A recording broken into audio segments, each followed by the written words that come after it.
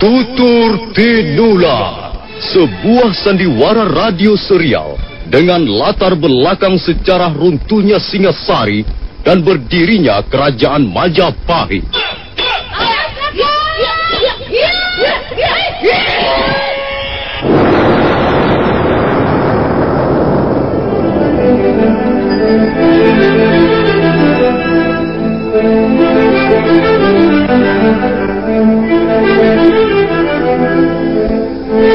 Naskah ditulis dan diolah oleh S. Tijab. Hiasan musik dan sutradara C. Ispriyonoka. Kali ini mengetengahkan episode ke-18 dengan judul Dendam Lama dari Kurawan.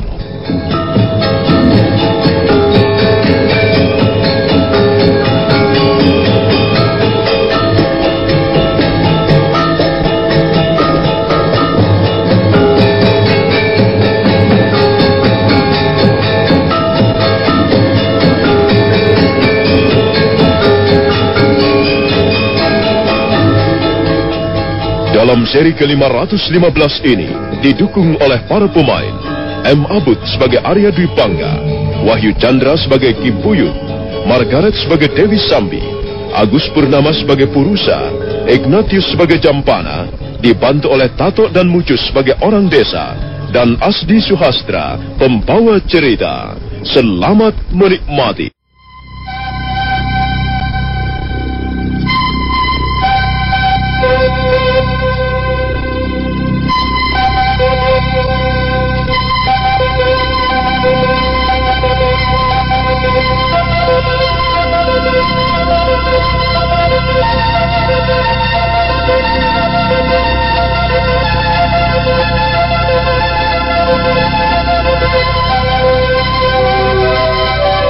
Pendekar syair berdarah baru saja akan beranjak pergi ketika telinganya menangkap desingan angin kencang.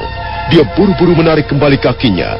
Sebuah senjata tajam terbang melesat menyerempet pundaknya sebelah kiri. Pendekar aneh itu kembali membalikkan punggungnya, dan dia tersenyum dengan dingin sekali. Dia menatap ke arah kerumunan orang-orang desa Kurawan di depannya. Berani sekali orang itu melakukannya. Tapi aku akan mengampuni kesalahannya jika dia mau melangkah ke depan dan berlutut di depanku. Sebenarnya aku tidak mau berlaku kasar kepada orang-orang desa Kurawan, dan jangan memaksa aku untuk melakukan kekerasan. Kurang ajar. Dia telah menghina kita. Dia telah merendahkan kita. Ayo anak-anak, keroyok orang itu. Siapapun dia, kita tidak perlu takut. Keroyok dia. Tangkap dia, kalau melawan bunuh saja.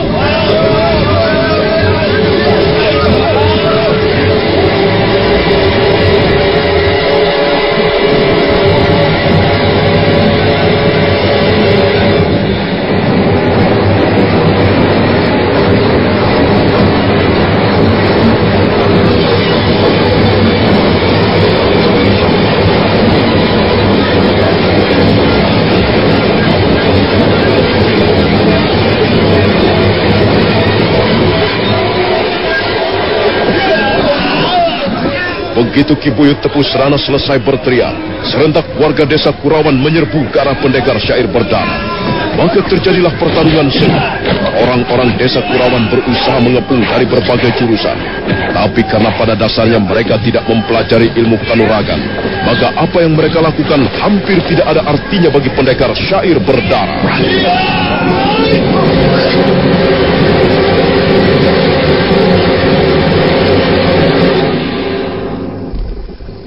Hentikan Ki Buyut. Hentikan orang-orangmu. Sebab kalau tidak, akan terjadi banjir darah di tempat ini. Kau tidak perlu menggertak kami. Lebih baik kami mati daripada harus dihina seperti ini. Orang-orang Kurawan bukanlah orang-orang pengecut. Kami harus membela kehormatan dan martabat desa kami. Jangan bodoh Ki Buyut. Dan jangan berlaku sombong di depanku. Hal itu tidak akan ada gunanya sama sekali. Lebih baik kau bawa orang-orangmu pergi dari tempat ini. Kalian tidak perlu takut, sebab aku tidak akan mengganggu kalian. Dan kalian harus merasa bersyukur karena menjadi warga desa Kurawan. Aku berhutang budi pada desa ini. Itulah sebabnya aku tidak akan membunuh seorang pun di antara kalian kalau tidak terpaksa. Jangan dengarkan kata-katanya, anak-anak. Ayo, serang lagi. Ayo, sergap orang itu. Sabunkan pedangmu. Ya, robong. Ya, ayo.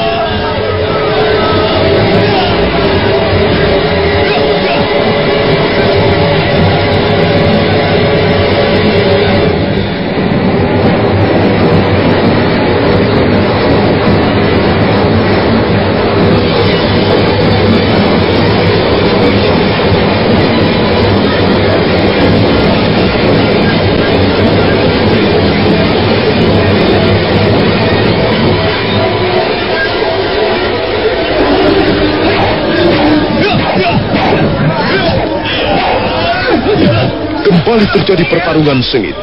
Pendekar syair berdarah sama sekali tidak berusaha memberikan perlawanan. Dia hanya menghindari serangan-serangan lawannya dengan perlompatan ke sana kemari. Sekali waktu dia melompat tinggi dan jungkir balik di udara untuk menghindari sambaran pedang ataupun lemparan pisau. Setelah beberapa saat lamanya, nampak pendekar syair berdarah mulai berah. Apalagi ketika luka di pundak kirinya terus mengucurkan darah. Tiba-tiba dia melompat tinggi sambil berteriak nyaring.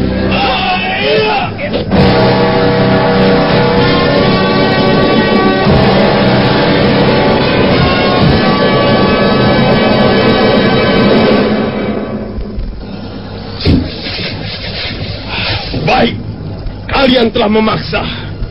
Sungguh sangat disayangkan. Mengapa kalian memaksaku untuk melakukan perbuatan yang sama sekali tidak menyenangkan? Nah, sekarang lihat. Tadi aku sudah berkata, kalau kalian memaksa juga, maka akan terjadi banjir darah di tempat ini. Dan kau yang harus bertanggung jawab, Ki Buyut. Besok pagi, bagi kalian yang dapat menyelamatkan diri, akan melihat banyak janda bertangisan. Dan itu sama sekali bukan karena kesalahanku.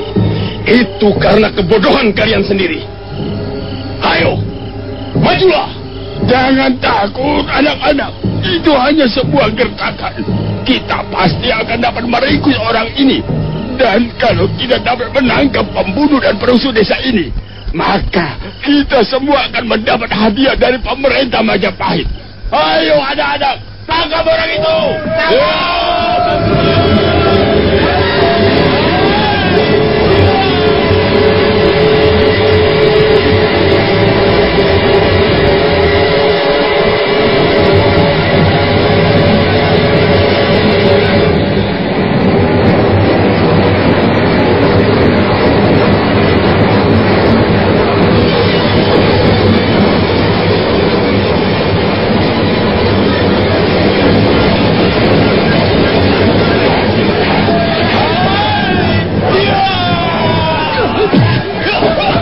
Delapan orang warga desa Kurawan segera menyergap pendekar syair berdarah.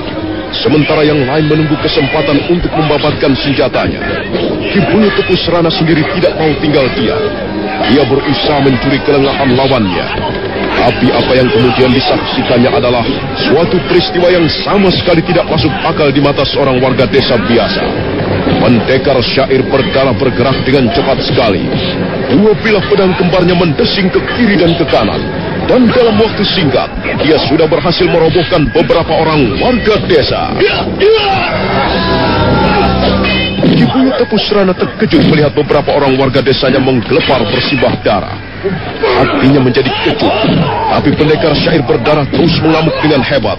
Dan korban berikutnya pun segera berjatuhan.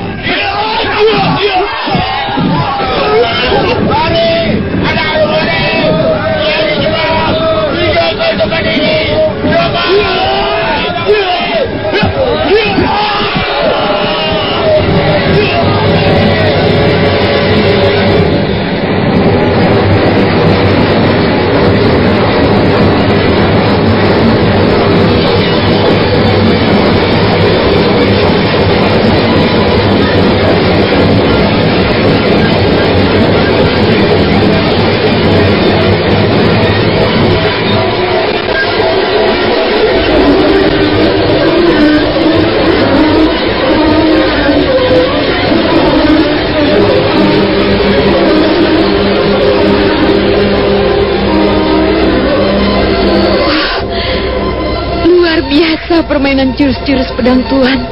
Sungguh-sungguh luar biasa, Tuan.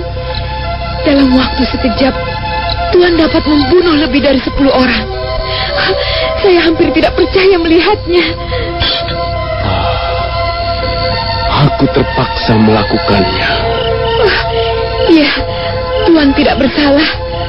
Tuan sudah memberikan peringatan. Tapi nampaknya orang-orang bodoh ini tidak memperdulikan, Tuan. Dan akhirnya beginilah kejadiannya. Aku sebenarnya tidak ingin membunuh mereka. Sepertinya Tuan pernah mempunyai hubungan yang erat sekali dengan desa Kurawan. Hal itukah yang membuat Tuan tidak sampai hati membunuh mereka? Aku dilahirkan di desa ini. Kalau begitu, pantas sekali. Pantas Tuan tidak sampai hati membunuh warga dari sebuah desa di mana Tuan pernah dilahirkan.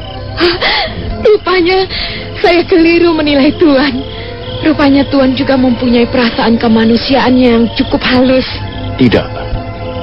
Itu bukan karena rasa kemanusiaan. Selama ini rasa kemanusiaanku telah mati di dalam pengembaraan yang panjang. Kalau aku sampai melakukannya, sama sekali bukan karena aku kasihan kepada warga desa Kurawan. Aku hanya ingin menghormati tempat ini. Itu saja. Ya, sekarang apa rencana Tuan? Aku tidak pernah mempunyai rencana apa-apa. Sekarang ini, aku hanya ingin mencari seseorang. Siapakah orang itu? Barangkali saya dapat membantu? Aku tidak akan mengatakan kepadamu, juga kepada siapapun. Mengapa Tuan harus merahasiakannya? Itu bukan urusanmu. Akan kuburu kau bagai anjing liar. Akan kubongkar gunung-gunung karang dan kusibahkan semak-semak rimbun sambil menggenggam 2 bilah pedang. Tak ada lagi tempat persembunyian bagimu. Tak bisa lagi kau menghindari pandangan mataku.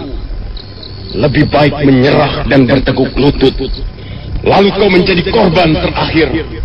Korban api dendam lama dari Kurawan. Tuan, tunggu. Tunggu, Tuan.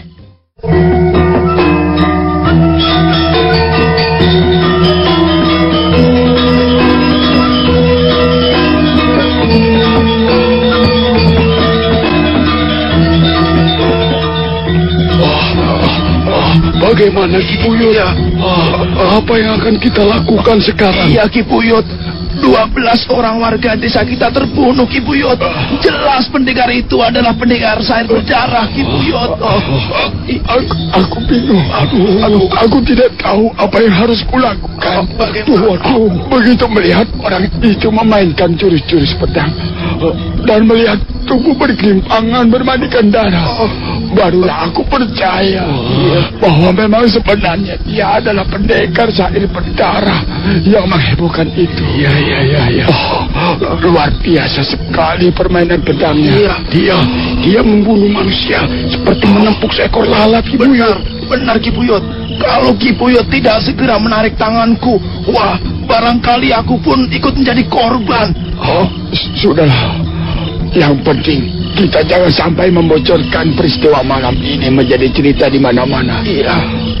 Ingat baik-baik, kalau sampai pemerintah Majapahit tahu bahwa pendekar sair berdarah mempunyai hubungan dengan desa Kurawan, maka kita semuanya akan mendapat kesulitan. Kita bisa dituduh bersekongkol dengan manusia serigala itu. Nah, sudahlah, sekarang kita pulang saja. Lalu bagaimana dengan mayat teman-teman kita Ki Buyut? Apa kalian berdua berani datang ke sana lagi untuk mengurusi mayat-mayat itu? Tidak Ki Buyut, tidak. Barangkali kau berani. Ayo. Aku sih masih cukup waras. Aku masih ingin berkumpul dengan keluargaku di rumah. Gila, sudah. Sekarang kita pulang. Besok pagi baru kita mengurusi mayat-mayat saudara-saudara kita. Penuh diwarnai oleh suasana yang menyeramkan. Barangkali mereka tidak sabar lagi menunggu fajar. Sekarang kita sudah tiba di perbatasan desa Kurawan. Iya. Kita tidak boleh putus asa, Kakang Purusa. Kita harus dapat menemukan perempuan jahanam itu. Kita harus membuat perhitungan dengannya. Benar, Adi Jampana. Nampaknya orang yang bernama Arya Kamandanu itu masih merajalela. Berita yang tersiar di desa-desa mengatakan bahwa dia mengambil sebutan pendekar syair berdarah. Sombong sekali orang itu. Sombong dan kejam. Apa maunya membunuh orang-orang yang tidak bersalah? Kukira dia hanya ingin menunjukkan betapa hebat ilmunya. Kalau saja dia bertemu dengan guru, dalam 3 gebrakan, guru pasti sudah dapat membuatnya bertekuk lutut. Tidak usah guru yang harus turun tangan. Kita murid-muridnya pun tidak boleh gentar menghadapinya. Pokoknya dia sudah berhutang nyawa pada Padepokan Tengger. Dan untuk itu dia harus membayar dengan nyawanya kepada kita. Bagaimana sekarang? Kita lanjutkan perjalanan. Ya, sebaiknya begitu. Kita bisa istirahat sejenak di Desa Kurawan. Lihat.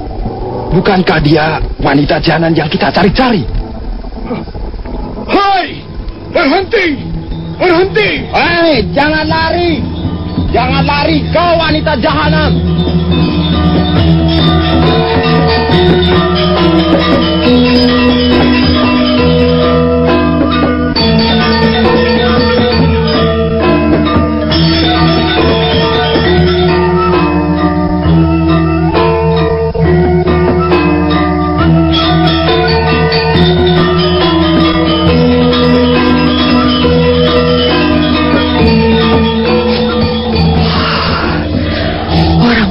Bodoh itu masih terus mencari-cari aku.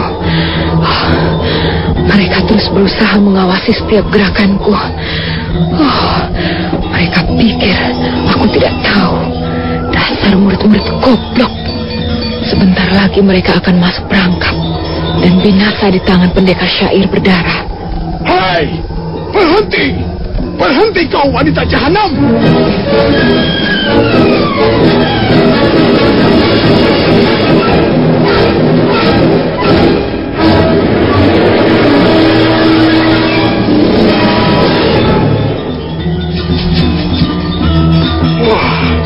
Dia hilang lagi. Tadi kulihat bayangannya melintas di sekitar tempat ini. Perempuan itu benar-benar licin seperti belut. Dia dapat mengelabui kita. Sekarang kita sudah meninggalkan batas Desa Kurawan. Benar Kakang Purusa. Kita sudah tiba di Desa Jasun Bungkal. Kita harus segera dapat menangkap wanita iblis itu. Kita tidak bisa terus-menerus menjadi permainan seperti ini. Sabarlah, Adijapana. Kita pasti akan bisa menangkapnya. Nah, lihat. Ia berlari-lari ke arah sana. Ayo kita kejar lagi. Ayo. Tuan, mereka datang lagi, Tuan. Mereka masih terus mengejar saya. Tolonglah, Tuan. Tolonglah saya, Tuan. Kau masih juga mengikuti aku. Saya sangat mengharapkan pertolongan Tuhan. Siapa lagi yang akan menolong saya kalau bukan Tuhan? Saya memang mempunyai sedikit ilmu kanuragan, Tuhan. Tapi saya tidak akan sanggup mengalahkan mereka. Jumlah mereka sangat banyak. Dan mereka semuanya membawa senjata tajam, Tuhan. Diamlah.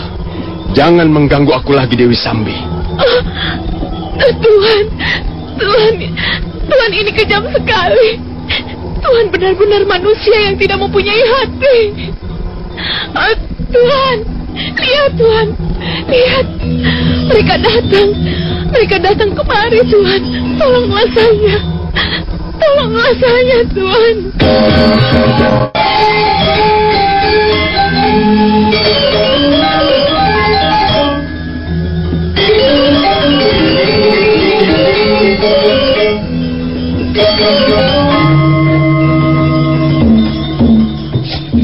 Nah, perempuan jahanam, mau lari kemana kau? Sekarang kau harus binasa di tangan kami. Kau sudah berhutang nyawa kepada kami. Oh Tuhan, tolonglah saya. Lihatlah, mereka akan membunuh saya. Kau tidak perlu merengek-rengek minta bantuan kepada orang lain, Dewi Sambi. Ya, tidak akan ada seorang pun sudi menolong wanita iblis seperti dirimu. Tuhan, sampai hatikah Tuhan membiarkan saya menghadapi orang-orang itu sendirian. Tuhan, tolonglah saya. Tolonglah saya. Cabutlah pedang kembarmu itu, Tuhan. Dan babatlah mereka semuanya, Tuhan. Bunuhlah mereka semuanya. Mereka orang-orang jahat. Mereka hanya berani berhadapan dengan wanita, Tuhan. Adi Jampana, tunggu apa lagi? Ayo, sikat dia. Jangan beri kesempatan dia lolos. Kali ini kita harus berhasil membunuhnya. Ya.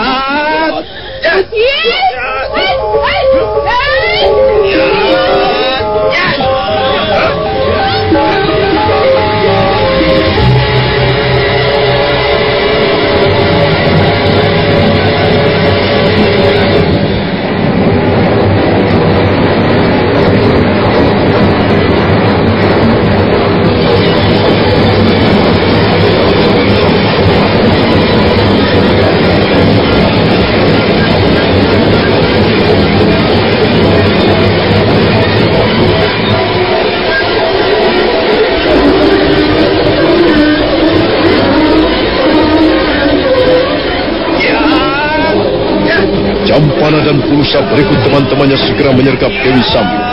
Mereka mengepung Dewi Sambi dari berbagai jurusan. Dewi Sambi terpaksa melayani mereka sambil sekali waktu mengirimkan pukulan balasan. Dia sengaja untuk tidak bertarung dengan sungguh-sungguh. Dia ingin memancing rasa iba dari pendekar syair berdarah agar mau turun tangan menolong. Tapi laki-laki bertampang dingin itu tetap saja dingin.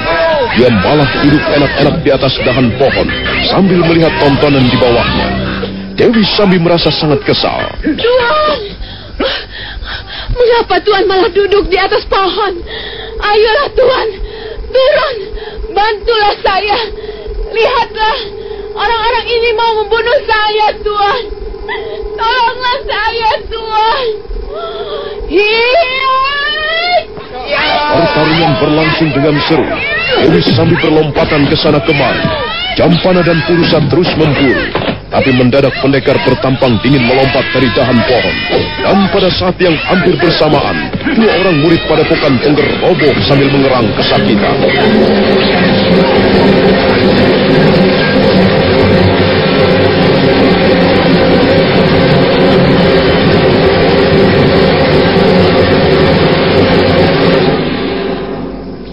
Kurang ajar. Siapa ini? Mengapa turut campur urusan kami? Mungkin dia masih saudara iblis betina itu, Kakang. Atau kalau tidak, mungkin mereka adalah pasangan suami istri. Hei, mengapa kau diam saja? Jawab pertanyaanku ini. Mengapa kau turut campur urusan kami? Perempuan itu telah membuat kesalahan besar terhadap kami. Dia berhutang nyawa kepada kami. Dan karena itu, dia harus membayar dengan nyawanya sendiri. Kurang ajar. Mengapa kau malah melotot begitu, ha? Ayo jawab. Jawab pertanyaan Kakang Pulusa. Aku tidak mempunyai urusan dengan kalian. Bagus, bagus. Tapi mengapa kau pukul dua orang temanku sehingga roboh? Lebih baik kalian segera meninggalkan tempat ini. Setan alas. Kau tidak berhak mengusir kami. Aku berhak. Aku lebih dahulu berada di tempat ini. Aku sedang menikmati suasana tenang di sekitar tempat ini. Dan tiba-tiba, kalian datang seperti babi-babi hutan yang sedang kelaparan. Aku tidak senang. Kalian telah mengganggu aku. Kalian telah membuyarkan lamunanku. Kalian telah membuat suasana di sini seperti di pasar hewan. Aku tidak menyukai kebisingan. Tahu, cepat pergi. Atau aku akan bertindak lebih jauh.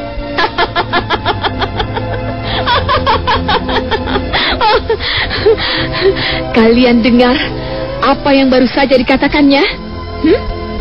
Mengapa kalian masih juga berdiri di situ? Kalau kalian tidak segera pergi, maka kalian akan segera menyusul teman-teman kalian yang sudah binasa lebih dahulu. Tunggu Kakang Pulusa. Jangan bertindak dahulu. Hai pendekar Sinting, mengapa kau menghalang-halangi kami? Kami bermaksud menangkap wanita jahanam itu. Nah, tangkap saja. Aku tidak akan menghalang-halangi kalian.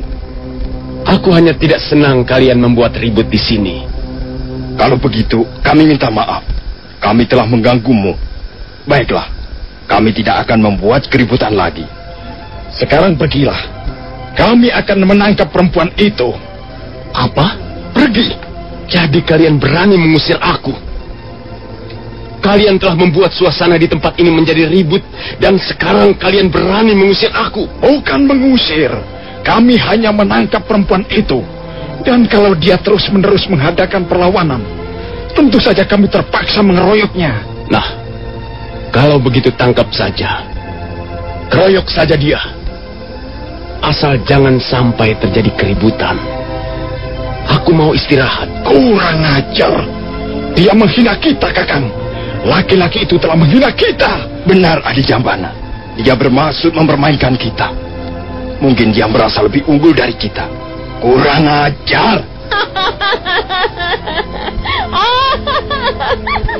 Kalian persis tikus-tikus comberan. Bagaimana orang-orang seperti kalian mau membunuh Arya Kamandanu? Begitu mendengar Dewi Sambi menyebut Arya Kamandanu, tiba-tiba pendekar syair berdarah tersentak. Dia membalikkan punggungnya perlahan-lahan. Matanya menatap tajam bagaikan burung elang. Murid-murid Padepokan Tengger menjadi gelisah sesaat lamanya. Sementara pendekar syair berdarah terus mengawasinya, sambil meraba kedua belah pedang yang terselip di pinggangnya. Apa yang kau katakan, Dewi Sambi? Orang-orang itu mencari Arya Kamandanu. Benar, Tuan. Mereka bermaksud membunuh Arya Kamandanu. Apa benar begitu? Apa benar kalian bermaksud membunuh Arya Kamandanu?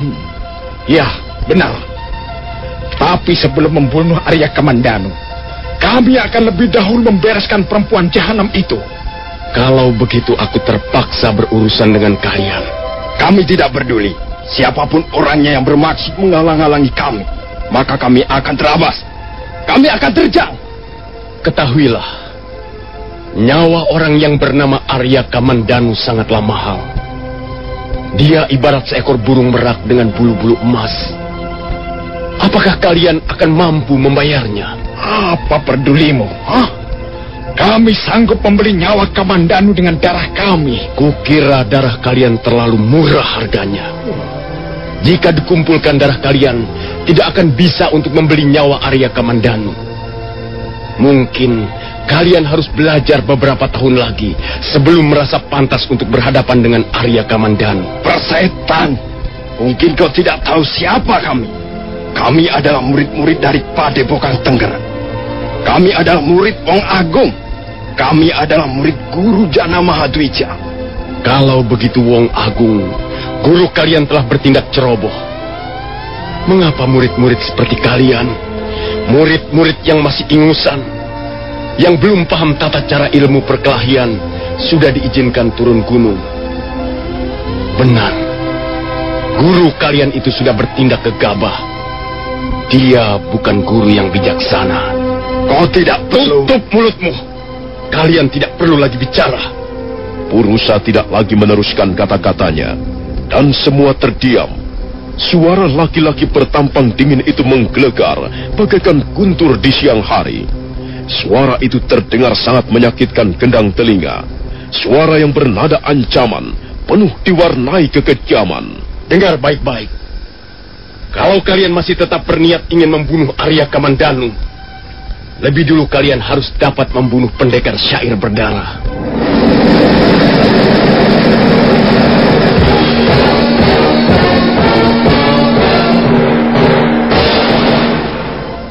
Oh, jadi kami sedang berhadapan dengan pendekar syair berdarah? Benar. Akulah pendekar syair berdarah. Akulah yang akan membunuh Arya Kamandanu, dan bukan kalian. Aku tidak akan membiarkan seorang pun membuat hatiku kecewa seumur hidup. Sudah sejak lama aku menyusuri ladang perburuan ini. Sudah sekian lama aku mencari-carinya. Dan sudah sekian lama aku merindukan kesempatan itu. Kesempatan untuk bertarung dengan Arya Kamandanu. Jadi kau rupanya menyimpan dendam kepada orang yang sama. Oh, tapi kau harus berlaku adil. Bukan hanya kau yang ingin membunuh Arya Kamandanu. kami pun mempunyai kewajiban untuk melakukan pekerjaan yang sama. Arya Kamandanu sudah membunuh beberapa orang sahabat kami di Padepokan Tengger. Karena itu, kami harus membalas dendam. Dewi Sambi. Iya, Tuan.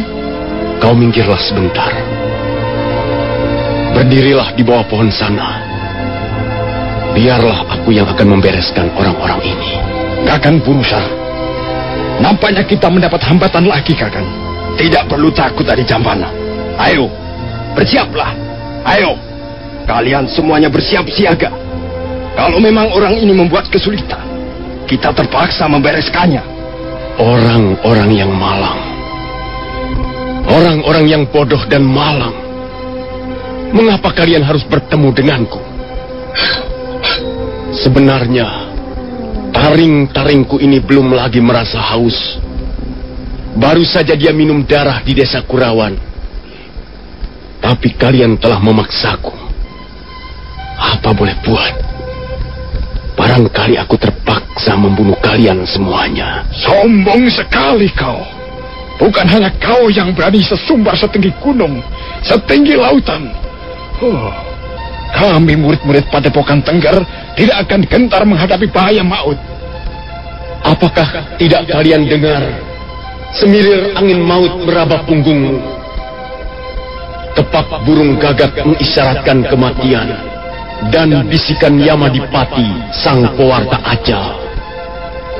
Berlututlah dan kenang segala yang baik sebelum darah membasahi bumi, sebelum semesta alam porak-poranda dan matahari padam sirna. Tinggal sekejap lagi napas mengisi rongga dada. Iya.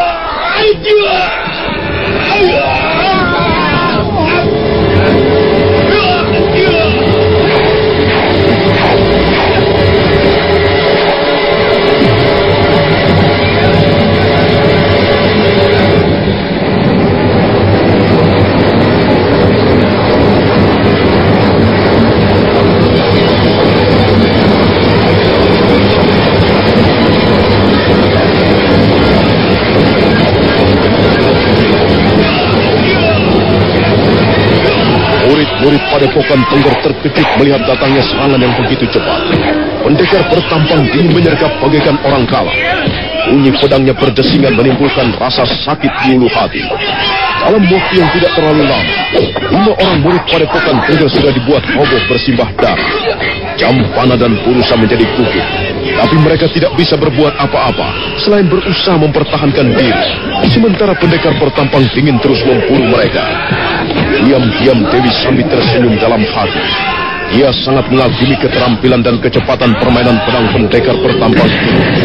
Wanita pendekar itu duduk di atas akar pohon sambil terus mengawasi jalannya pertarungan. Tunggu! Hentikan!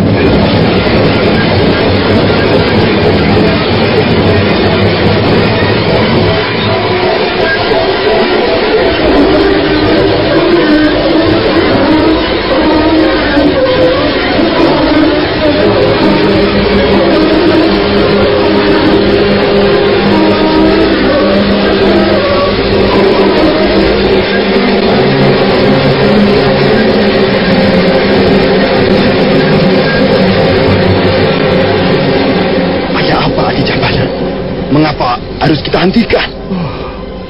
Kita semua akan terbunuh, Kakang Purusa. Orang itu mempunyai tingkat ilmu kanuragan jauh di atas kita, Kakang. Kita semua dapat dibinasakannya dengan mudah. Tapi dia sudah membunuh beberapa orang teman kita. Apakah kita harus menyerah begitu saja? Di sebelah kanan jurang, di sebelah kiri sumur yang dalam, di depan menganga ruangan kosong tak bertepi. Di belakang, bayangan masa lalu yang mengerikan. Ditelan menjadi racun, dimuntahkan menjadi api. Memang tak ada pilihan lagi. Keadaan yang gawat sudah menjepit dirimu. Mundur, ajur, maju takut. Sekarang semuanya sudah terlambat. Kalian tidak bisa lagi menyerah. Menyerah ataupun tidak akan sama saja. kalian harus binasa di tangan pendekar Syair berdarah. Dan ketahuilah, kalian bukanlah orang pertama dari murid-murid Padepokan Tengger yang menjadi korbanku. Kalian pasti kenal dengan baik siapa itu Jana Lalung. Kakang Pusa. Ya. Mungkinkah dia yang telah dikerusuhan di padepokan kita? Dia menyebut Kakang Jana Lalung. Ya, akulah yang membunuh Jana Lalung. Aku juga yang membinasakan Sudra Palong. Bagaimana? Kurang ajar. Ayo Adi Jampana, kita sudah kepalang basah. Lebih baik mati berkalang tanah. Ayo kita bertarung habis-habisan. Iya.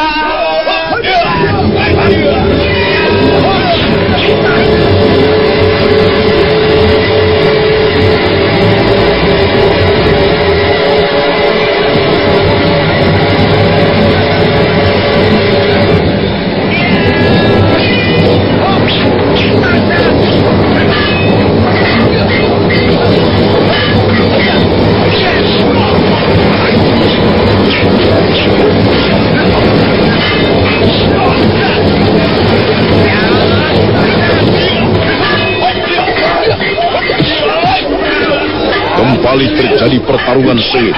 Kali ini murid-murid Padepokan Tengger bertarung habis-habisan. Jampana dan Purusa mengamuk bagaikan orang gila. Dia terus menerjang pendekar bertampang dingin dengan membabi buta. Tapi hal itu justru membuatnya lebih dulu menjadi korban. Pedang pendekar bertampang dingin menyabet leher Jampana hingga terputus.